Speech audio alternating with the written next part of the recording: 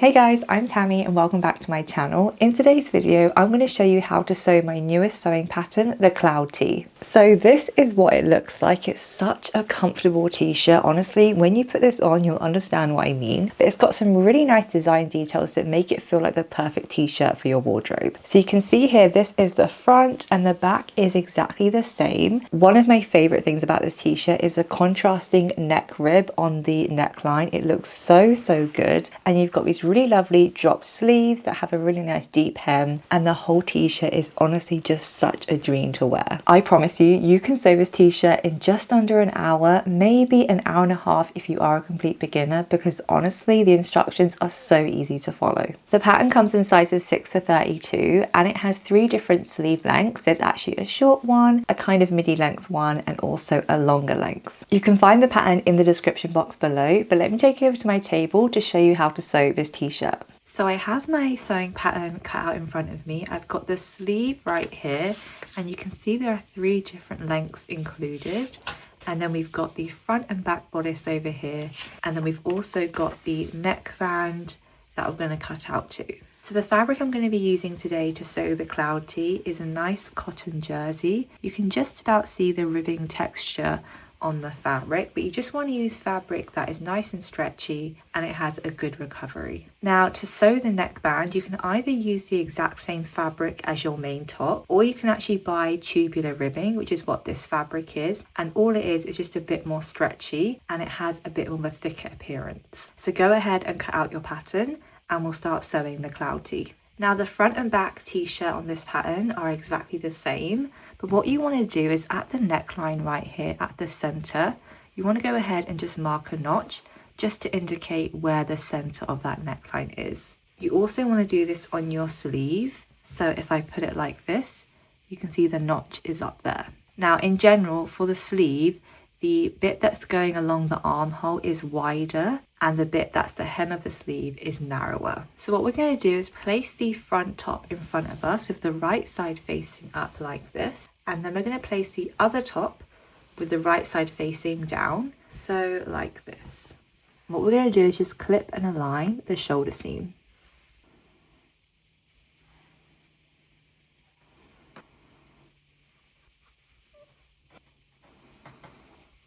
So your shoulder seams should look like this now that we've clipped them in place. What we're going to do is sew this using a 3/8 of an inch or 1 centimeter seam allowance. You want to go ahead and use a stretch stitch for this project. So that can be a zigzag stitch on your normal sewing machine, or you can use an overlocker. If you want, you can also add clear elastic to this seam. I personally am not going to be doing that, but it is an optional step if you want to make sure over the course of several years that this doesn't stretch out.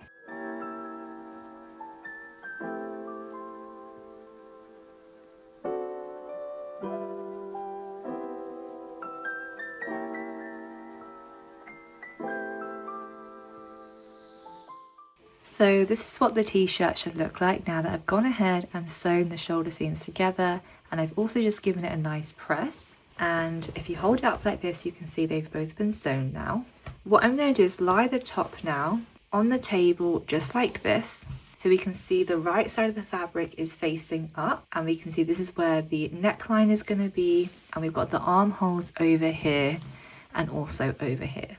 You might need to readjust the armhole right here. There will be a section where it comes out slightly more like that. It's just because the fabric is rolling, it might be a bit hard to handle, but this is where the end of the armhole actually is. Now I've got my sleeve piece in front of me, and because he made a little notch right here where the shoulder seam is actually going to sit, it's going to make it so much easier to align. What we want to do is take our sleeve piece and face it so it's right side facing down, so the wrong side will be facing up, and we're going to align that center notch with the shoulder seam right there. Clip that in place, and then we're going to go ahead and pin the rest of the armhole to the armhole right here on both sides. So this is what the sleeve looks like now that I've pinned it along the armhole. In the same way, we're going to sew this using a 3/8 of an inch or 1 centimeter seam allowance all the way along. Again, use a zigzag stitch or an overlocker.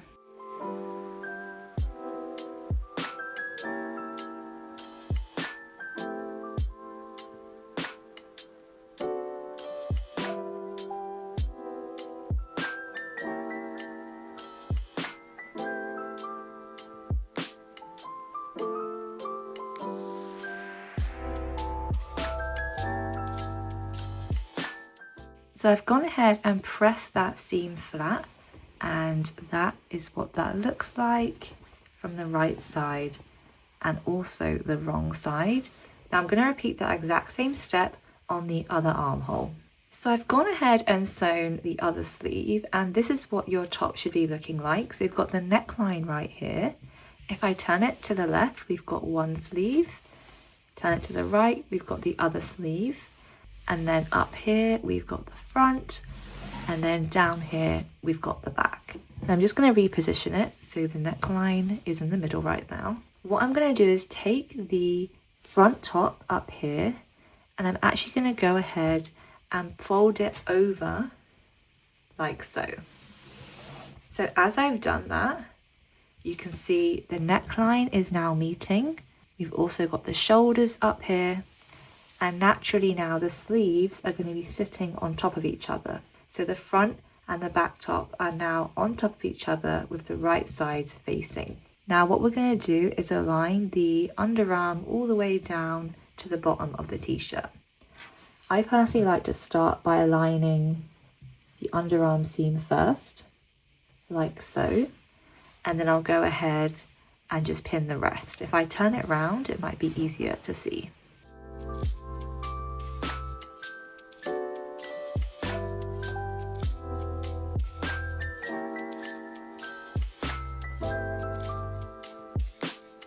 So this is one side seam and underarm completely pinned together. Again, we're going to go ahead and sew this with a 3/8 of an inch or 1 centimeter seam allowance all the way along. And then I'm also going to press this as well. You also want to go ahead and repeat the exact same step for the other side.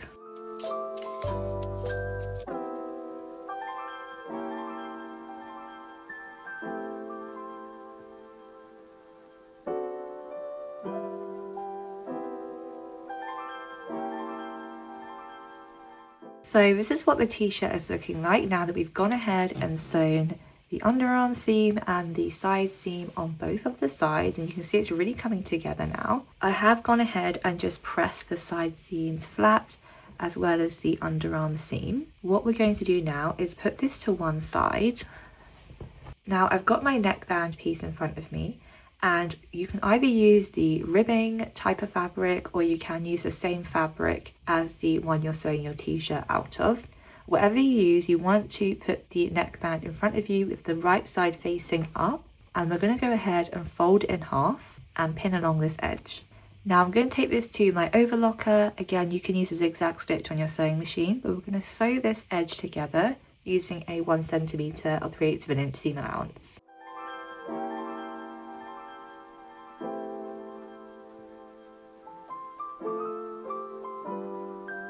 So that's what that looks like now that I've sewn that together. If you open up the neckband, you can see now it looks like a tube, a circular piece. What we're going to do is take this to our ironing board, press the seam flat, and then we're going to go around and fold the entire neckband in half, all the way around, and press this folded edge.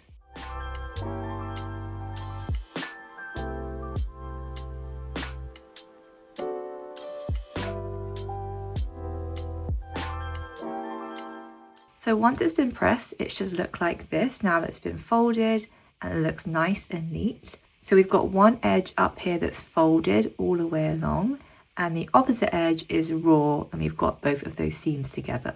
Now take this seam, this is actually going to be our center back neckline, and fold in half at that section. And then the section that isn't folded, the one that's raw, we're just going to make a little notch right at this end. So the notch is opposite the end of the seam. And then if you want to, on top of this, you can align the center back seam and this notch we just made, put them on top of each other, and press the neckband flat with your fingers, and also make 2 notches at these 2 ends. These 2 ends are going to be where the shoulder seam sits, and if you want to make it much easier to align the neckline, you can also do this. So again, just make a little notch there and there. And so this notch over here is going to be our front. We've got the center back seam and then the 2 shoulders. Now I've got the t-shirt in front of me with the right side facing out, and we've got the neckband over here also. Now decide which one you want to be the back of your top. The front and back, like I said, are exactly the same, so I'm just going to use any side. But make sure you have already marked those centre back notches that we did in the beginning. Now what you want to do is take your neckband and have it in front of you so you're holding the centre back neckline. Put it on top like this, and we're just going to align the raw edges of the neckband with the neckline. So make sure you align the centre back notch with the centre back seam. So clip that in place like so.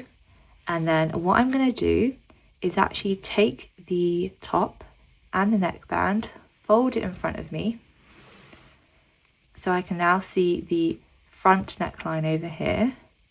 And I'm going to go ahead and align the center notch with the front neckline notch. So it should look like this. Now, as I've done that, you can see you've aligned both of the notches for the front and back top. You can go ahead and just pull it open and make sure the neckband isn't twisted. You can see right now it's lying flat and it's actually following the line correctly.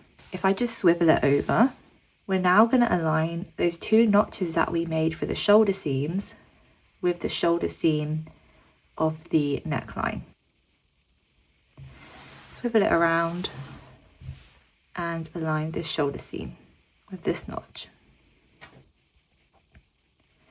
So what we've done is effectively align the neckband at 4 different equal points. So when we're going to go ahead now and sew this at the sewing machine, it's going to make it so much easier. So you might notice that the neckband is smaller than the neckline, and that's because we actually have to stretch the fabric as we put it through the sewing machine. And because we've quartered it and done it at 4 different points, it means that when we stretch it, it will be even. So starting at the back neckline where we've got this back seam, you can start slightly in front of it. What we're going to do is go ahead and sew this at our sewing machine using a 3/8 of an inch or 1 centimeter seam allowance.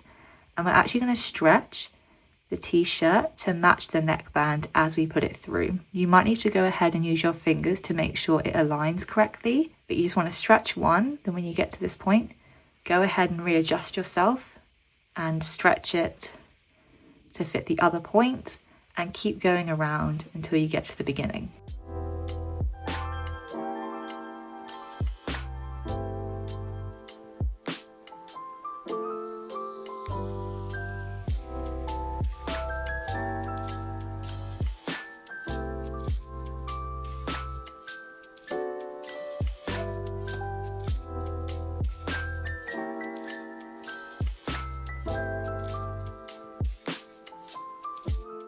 Now I've gone ahead and sewn that neckband, and this is what it looks like from the front, and then the back looks like this, and you can see that seam is at the center back. All you want to do is just make sure that there are no puckers in the neckband, and you can see it's nice and evenly sewn.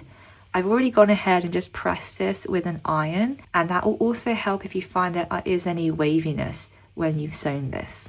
So that is what the neckline looks like, and the t-shirt is so nearly finished. All you have to do now is actually hem the sleeve and also the bottom of the top. Now let's start with the bottom of the top. Because we're using knit fabric doesn't fray, so we're not actually going to do a double fold hem. We're just going to fold it once and sew it in place. So what I'm going to do is take the bottom of the t-shirt and fold it up towards the wrong side by 1 inch or 2.5 centimeters. You can press that all along, or you can just go ahead and clip it in place and sew it along that edge. Now you can use a zigzag stitch on your sewing machine, or you can also use a twin needle, and that just gives a double stitch effect, which looks really nice on knit fabrics. So go ahead and fold that all along, and then also do the same for the sleeves as well. So I've gone ahead and just clipped that in place all along. You might find when you're working with knit fabric, it naturally rolls around, which can be really annoying. But as you sew and just put it through the sewing machine, just gently smooth it out to make sure it's not rolled over. So you can see I've just folded it up by 1 inch and clipped it in place. And I've done the same on the sleeves as well. So go ahead and take this to your sewing machine and sew really close to this edge, and that will be the cloud tee finished.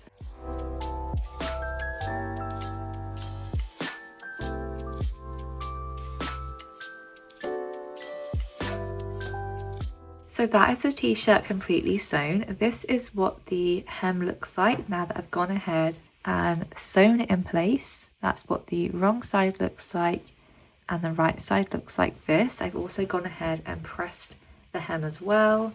I did the exact same for the sleeves. You can see I've sewn them as well. And again, I just pressed that flat. If you do find any waviness at the hem or the sleeves, press that with a lot of steam and you'll notice it all disappear. Now let me show you what this top looks like on.